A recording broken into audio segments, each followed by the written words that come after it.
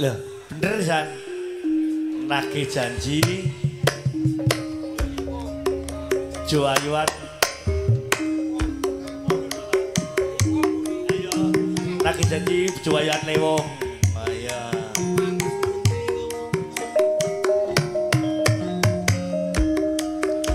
Nggih, kita kelantar menjadi Bapak Afid. Asik di Fortinur wonten. Perusahaan Fortinur wonten. Sama Balong Rejo Pak Afid. Pak Tun, hati-hati Pak Tun. Sambangan. Hati-hati Pak Tun. Yes, bisa balik lagi Pak Afid. Eka kagungan perusahaan Fortinur. Wonten sama Balong Rejo. Pak Riwan, juragan gabah sing gak tau prei. Tiga rendeng tetep gabah. Matur suwun. Pak Linda, Songo Balongrejo. Oki Maslin, Songo Balongrejo. Pak Nurul, Songo Macon berangkat.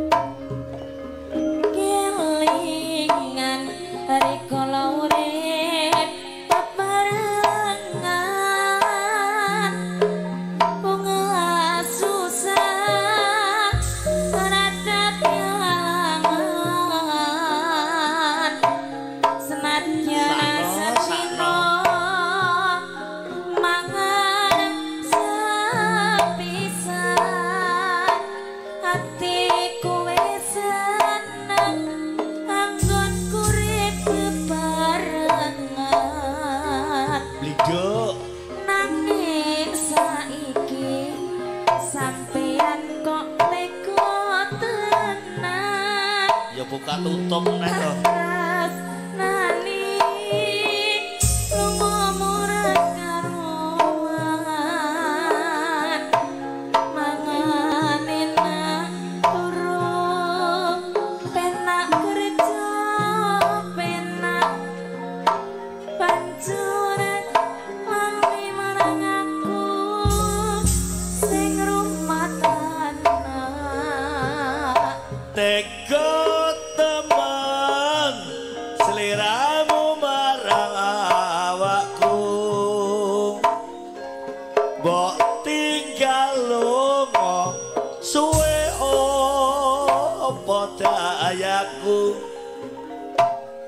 Nanging saiki tak takeh janjimu.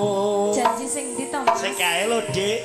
Lali aku, Dik. Iya, Mas. Ning aja lali delondongmu.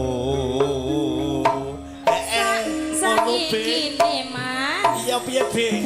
Delok wis katon gedhe. Lho sapira? Gedhe. Takon apa? Apa Be? Di bapake. Tobat piye kok nangis? Nelongso rino nangis. Tobat. Katresnanmu tak simpen ing ati. Nene yo Dik. Iya, Mas. Bojoku sayang. Alah, ngerayu yo. Yo Dik. Kowe arep tak jak rundingan. Paling arep ayu iki. Bek, apa gak pengen Bek? Apa ki? Dong momongan. Aku tak rapi wayah Bek. Golek keturunan. Dahno segeri. Iwake sepak Mas. Apa? Iwak kuniran. Beleh. Apike to? Atiraku wadah di pikiran. dipikir apa enak mas gendong momongan rungokno yo mas jadi yen to mung dadi bojo selingkuhan enak tapi seger jarene sapa sing akeh bojone tambah akeh rezekine aja kuwatir siji wong kuwi siji sadhang lan pangane aja nuruti sing durung mesti timbang kuciwa ning pas kuwi. burine jarene wong wadon diwayoni lho wong wadon atine mulya ya tambah lara mas aja kuwatir senajan slirane mbok tuwa tresnamu tetep tak padha wayangno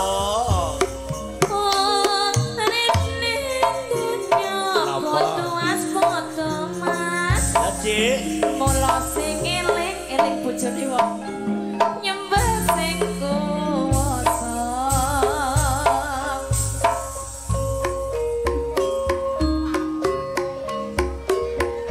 dadi lewong atiku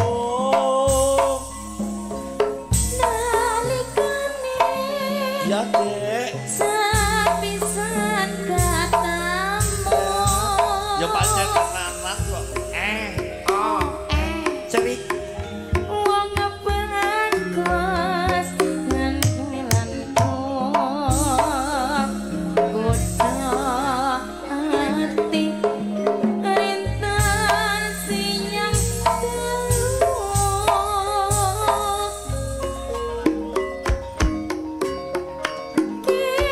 kinurban cimuraka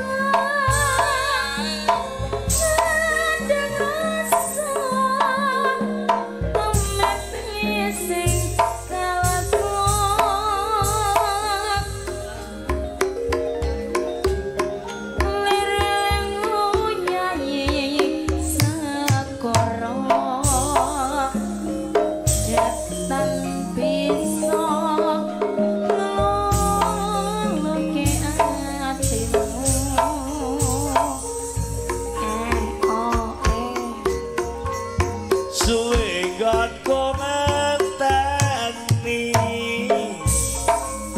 alewong atiku kang antuk jampi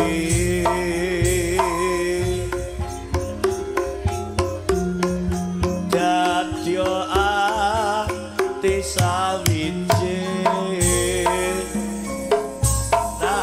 nadyan abot tak lakoni